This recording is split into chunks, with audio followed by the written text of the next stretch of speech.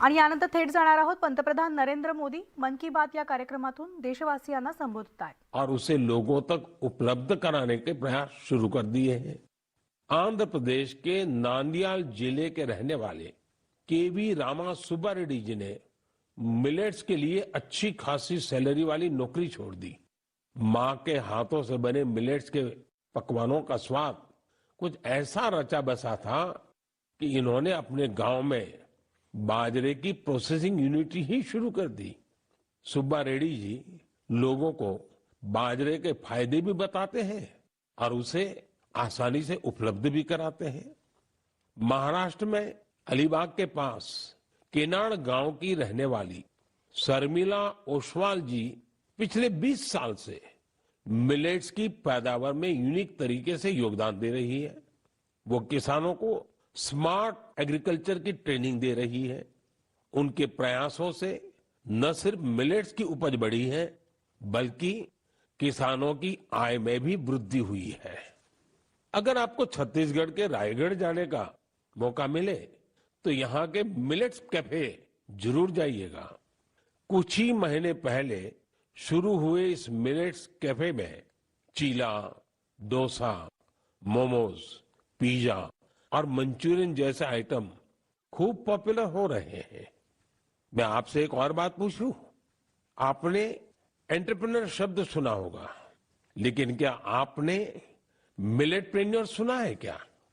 ओडिशा की मिलेटप्रेन्योर्स आजकल खूब सुर्खियों में है। आदिवासी जिले सुंदरगढ़ की करीब 1,500 महिलाओं का self help group Odisha millets mission से जुड़ा हुआ है।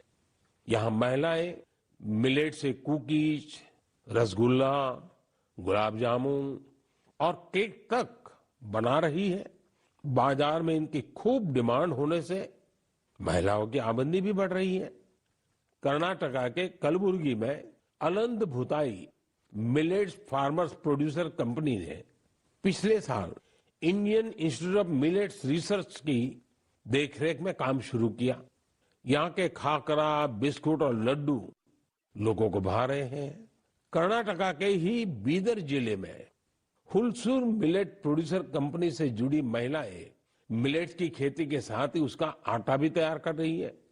इससे इसकी कमाई भी काफी बढ़ रही है। प्राकृतिक खेती से जुड़े छत्तीसगढ़ के संदीप शर्मा जी के एफपीओ से आज 12 राज्यों के किसान जुड़े हैं। बिलासपुर का यह एफपीओ 8 प्रकार के मिलेट्स का आटा और उसके व्यंजन बना रहा है।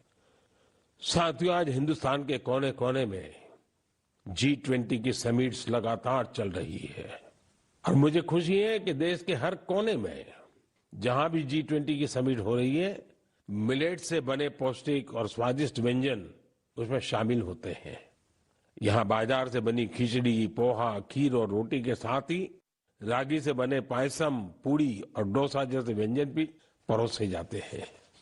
G20 के सभी वेन्यूज पर मिलेट एग्जीबिशन में मिलेट से बनी हेल्थ ड्रिंक, सीरियल्स और नूडल्स को शोकेस किया गया। दुनिया भर में इंडियन मिशंस भी इनकी लोकप्रियता बढ़ाने के लिए भरपूर प्रयास कर रहे हैं।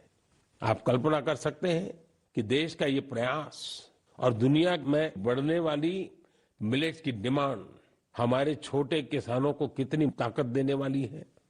मुझे देखकर भी अच्छा लगता है कि आज जितने तरह की नई नई चीजें मिलेट से बनने लगी हैं, वो युवा पीढ़ी को भी उतनी ही पसंद आ रही है।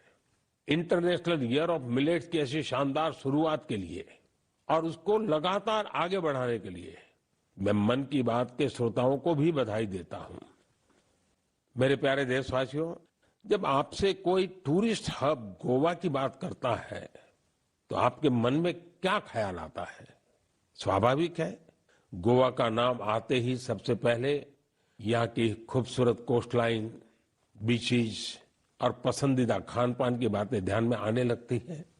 लेकिन गोवा में इस महीने कुछ ऐसा हुआ जो बहुत सुर्खियों में है। आज मन की बात में मैं इसे आप सबके साथ साझा करना चाहता हूं। गोवा में हुआ ये इवेंट है पर्पल फेस्ट। इस फेस्ट को 6 से 8 जनवरी तक पणजी में आयोजित किया गया। दिव्यांग जनों के कल्याण को लेकर यह अपने आप में एक अनूठा प्रयास था। पर्पल फेस्ट कितना बड़ा मौका था, इसका अंदाजा आप सभी इस बात से लगा सकते हैं कि 50,000 से भी ज्यादा हमारे भाई बहन इसमें शामिल हुए। यहाँ आए लोग इस बात को लेकर रोमांचित थे कि वो अब मिरामार बीच घूमने का भरपूर आनंद उठा सकते हैं। दरअसल मिरामार बीच हमारे दिव्यांग भाई बहनों के लिए गोवा के एक्सेसिबल बीचेज में से एक बन गया है। यहाँ पर cricket tournament, table tennis tournament, marathon competition के साथ ही एक डीप ब्लाइंड कन्वेंशन भी आयोजित किया गया। यहाँ यूनिक बर्ड वॉचिंग प्रोग्राम के अलावा एक फिल्म भी दिखाई गई। इसके लिए विशेष इंतजाम किए गए थे ताकि हमारे सभी दिव्यांग भाई बहन और बच्चे इसका पूरा आनंद ले सके। पर्पल फेस्ट की एक खास बात इसमें देश के प्राइवेट सेक्टर की भागीदारी भी रही। उनकी ओर से ऐसे प्रोडक्ट्स को शोकेस किया गया जो दिव्यांग फ्रेंडली है। इस फेस्ट में दिव्यांग कल्याण के प्रति जागरूकता बढ़ाने के अनेक प्रयास देखे गए। पर्पल फेस्ट को सफल बनाने के लिए मैं इसमें हिस्सा लेने वाले सभी लोगों को बधाई देता हूं। इसके साथ ही उन वॉलंटियर्स का भी अभिनंदन करता हूं जिन्होंने इसे ऑर्गेनाइज करने के लिए रात दिन एक कर दिए। मुझे पूरा विश्वास है कि एक्सेसिबल इंडिया के हमारे विजन को साकार करने में इस प्रकार के अभियान बहुत ही कारगर साबित होंगे। मेरे प्यारे देशवासियों, अब मन की बात में मैं एक ऐसे विषय पर बात करूंगा जिसमें आपको आनंद भी आएगा, गर्व भी होगा और मन कह उठेगा, वाह भाई वाह, दिल खुश हो गया। देश के सबसे पुराने साइंस इंस्टीट्यूशंस में से एक बेंगलुरु का इंडियन इंस्टीट्यूट ऑफ साइंस यानी IISc एक शानदार मिसाल पेश कर रहा है। मन की बात में मैं पहले इसकी चर्चा कर चुका हूं कि कैसे इस संस्थान की स्थापना के पीछे भारत की दो महान विभूतियां जमशेदजी टाटा और स्वामी विवेकानंद की प्रेरणा रही है। तो आपको और मुझे आनंद और गर्व दिलाने वाली बात यह है कि साल 2022 में इस संस्थान के नाम कुल 145 पेटेंट्स रहे हैं। इसका मतलब है हर 5 दिन में 2 पेटेंट्स। ये रिकॉर्ड अपने आप में अद्भुत है।